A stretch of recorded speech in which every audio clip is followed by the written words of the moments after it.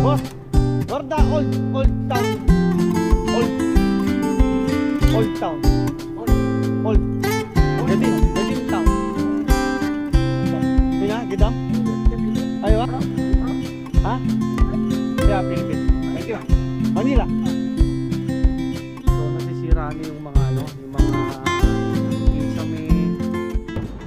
So, yun mga idol, ito, nandito na tayo sa kung tawagin Balad.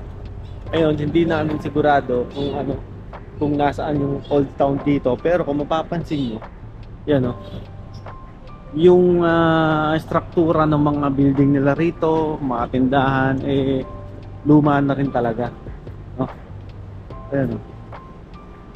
So hindi tayo ngayon sa, ewan ko, tinatawag nilang market to. Ayan. Boss, Gorda, old town. Old town. Old. Gadim town. Hina, Gidam? Ayo, Hina? Okay. Right. Baden right. Ada kater. Okay. Thank you, boss. Thank you. Ha? Yeah, Philippines. Thank you. Manila. So mga idol, yan ha. Ito sa tingin, itong ano, ito yung bentahan ng gold na to, ng gold nila. So siguro itong ano na to, itong street na to. Kaso nga lang yung iba, ano pa, sarado pa.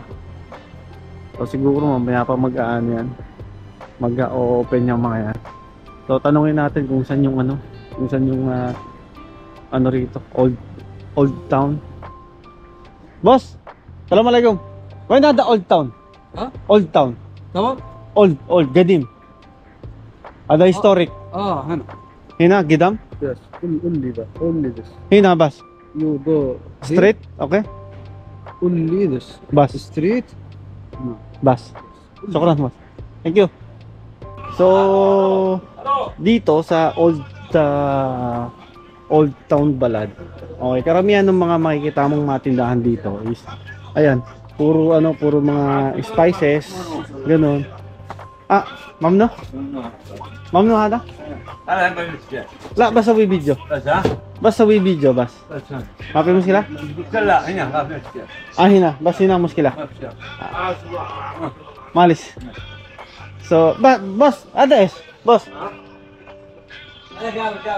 بقول سبيل اندونيسيا هذا اندونيسيا جوي هذا اكل هذا لا سبيل اسماعيل بس اسماعيل بس اوكي ala boss, sukran.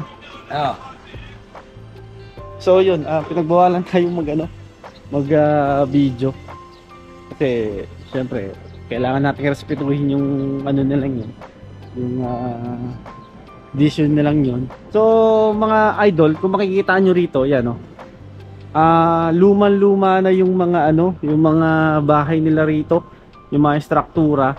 Kaya naman dino-construct nila at pine-preserve nila para at least yung mismong history nung nung bahay nila rito is ma-maintain, hindi yung kasi kung mapapansin nyo, talagang lumang-luma na.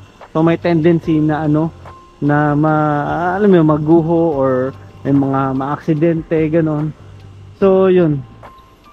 So marami ritong mga street na mga eskinita na maliliit na makikita mo na na talagang historical yung lugar na to. So mga idol, ito ganun din, no. Tignan nyo to. So nasisira na yung mga yung mga kisame, mga pinto nila kasi talagang talagang hindi siya ganun ka titibay na. So dito ganun din. Tignan nyo. Ayan, no?